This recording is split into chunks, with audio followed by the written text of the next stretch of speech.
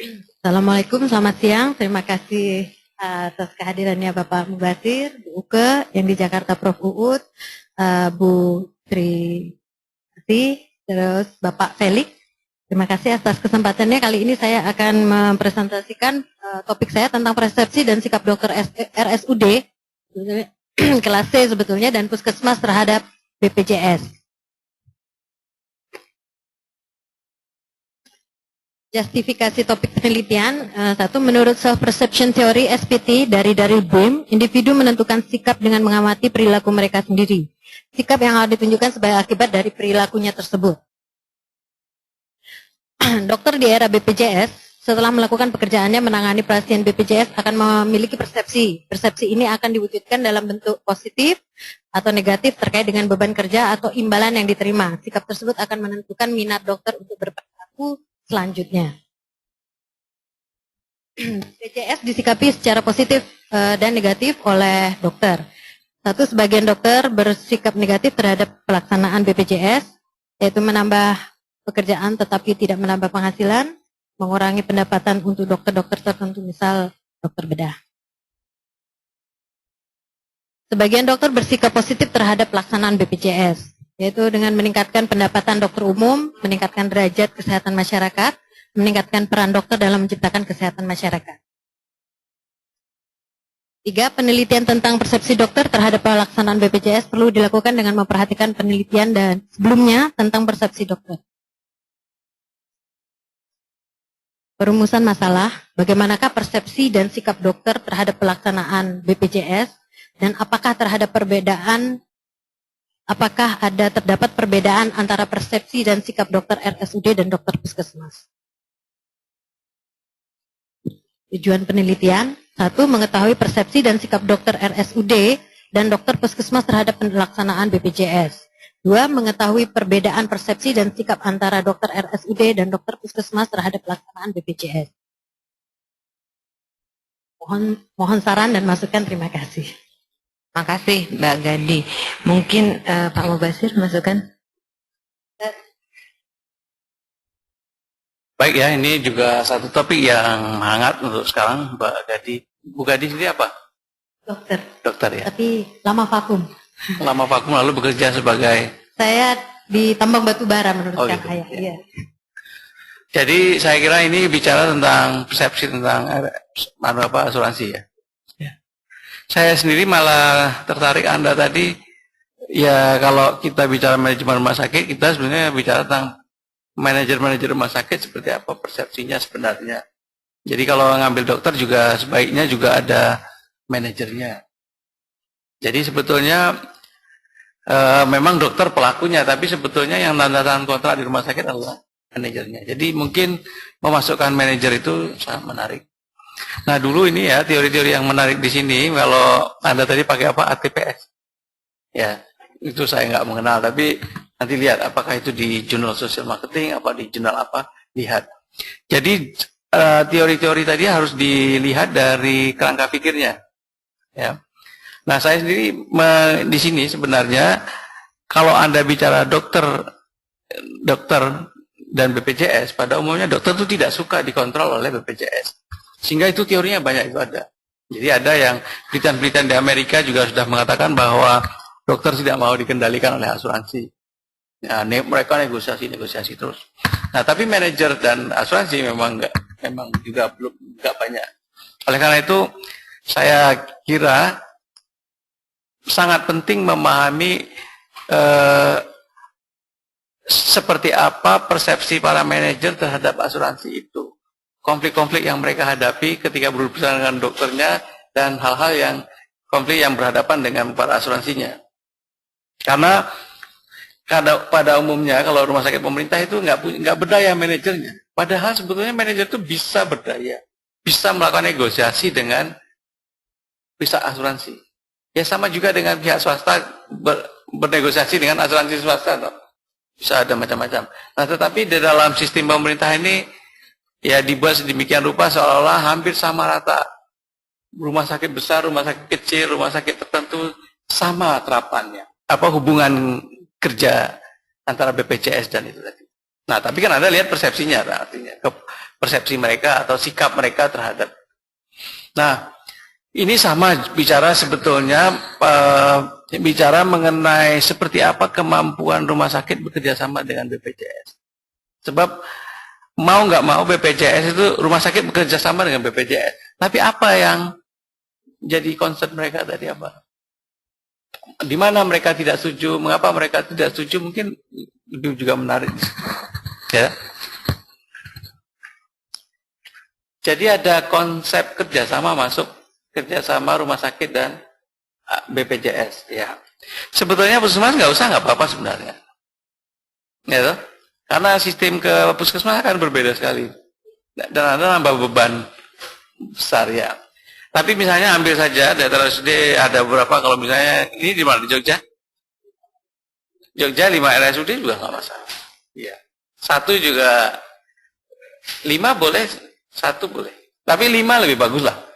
Ada variasinya gitu. Toh hanya kepala rumah sakitnya toh dan jajarannya yang ditanya. Ya, saya kira nggak apa-apa. Terima kasih Pak Mubazir. Ya. Terima kasih Pak Mubazir.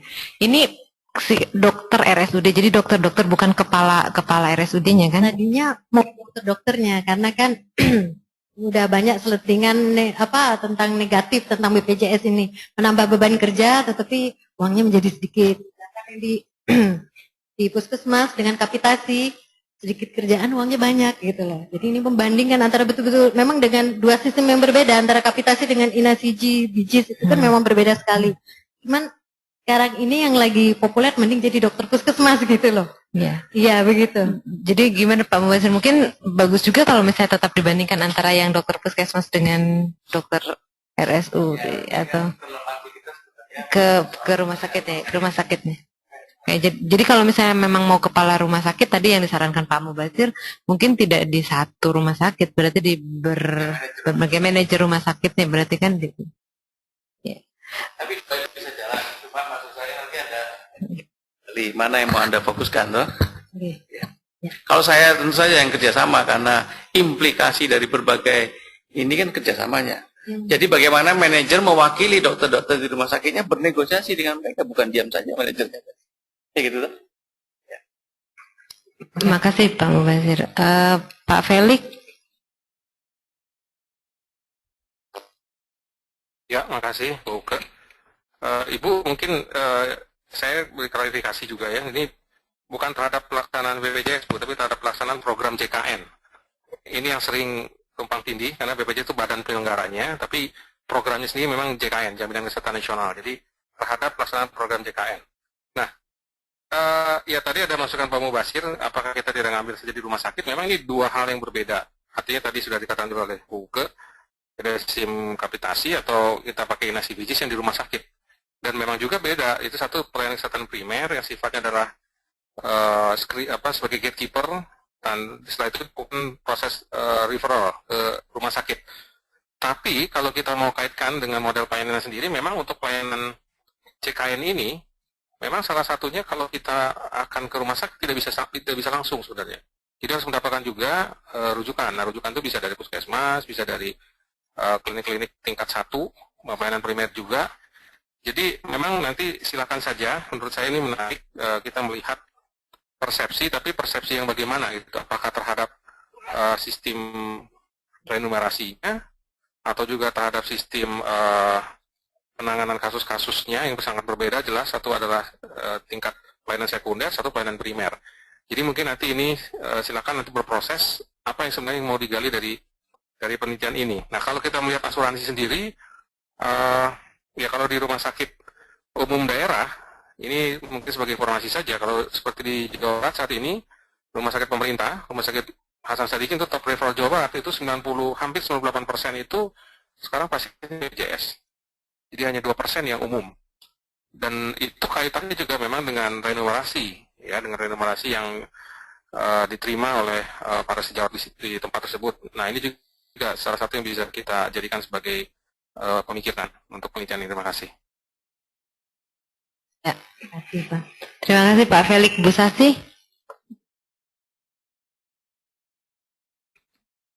Ya, mungkin kalau saya setuju tadi juga fokus di rumah sakit saja karena mekanisme yang ada di puskesmas dan di rumah sakit itu berbeda dan kepuasan atau persepsi dokter di satu rumah sakit mungkin berbeda dengan di rumah sakit yang lain, ya Pak ya. Karena banyak faktor yang mempengaruhi. Tadi misalnya ya banyak lah yang mempengaruhi itu sehingga tingkat kepuasannya atau tingkat kepercayaannya mungkin beda. Mungkin kalau saya usul Ibu bisa agak selain ini kan persepsi terhadap kepuasan layanan JKN atau persepsi terhadap tadi pembayarannya juga belum jelas ya apa yang akan diukur ya. Ada isu lain itu sebenarnya yang baru muncul ini tentang kepercayaan, tentang trust. Itu juga konsep yang sudah cukup matang dan itu penelitiannya sudah cukup banyak. Jadi kepercayaan dokter terhadap penyelenggara asuransi itu di Australia, di Amerika itu sudah cukup banyak. Kalau Ibu mau lihat-lihat dulu hampir sama, tapi di sini adalah banyak hal yang bisa digali. Tapi menggunakan konsep trust, kepercayaan antara dokter dengan penyelenggara asuransi. Kalau lain-lainnya, saran saya ya mungkin persepsinya ini yang dibuat lebih spesifik lagi, persepsi terhadap apa, dan kemudian juga kalau misalnya ini terkait dengan remunerasi, manajemen rumah sakit sangat mempengaruhi ya, karena mekanisme remunerasinya setiap rumah sakit itu yang mengatur, bukan BPJS-nya yang mengatur remunerasi yang diterima oleh dokter. Jadi kalau misalnya itu, ya pembagiannya itu bukan BPJS yang mengatur. Jadi kalau itu kemudian dikembalikan, dilemparkan ke BPJS, mungkin mereka juga tidak akan menerima. Jadi harus hati-hati juga. Saya itu saja Bu Uke. Terima kasih. Makasih Bu Sasi. Ya mungkin saya setuju juga dilihat kalau misalnya memang mau sistemnya, sistem manajemen di rumah sakitnya. Kalau misalnya mau membandingkan misalnya tadi ya Pak Mubazir. Jadi akan terlihat misalnya yang BPJS kan ikutin aja bagaimana manajemennya di rumah sakit. Jadi nanti bisa dilihat mungkin aja ada yang memang manajemennya sudah bagus sehingga ya nggak ada lagi keluhan dari dokter misalnya gitu ya. Dan yang jadi membandingkan tadi dari sistem manajemennya. Mungkin itu Pak Mubazir mau menambahkan. Bu Gadis sendiri tuh tertarik kemana ujung-ujungnya sebenarnya? Anda mau jadi pendukung dokter atau mau pendukung manajemen apa pendukung BPJS? Harusnya mengambil sikap akhirnya. Gitu ya. Karena saya dokter mungkin dokter ya. Ya. Tapi sebenarnya karena Anda kuliah di manajemen ya manajemen saya. Manajemen ya.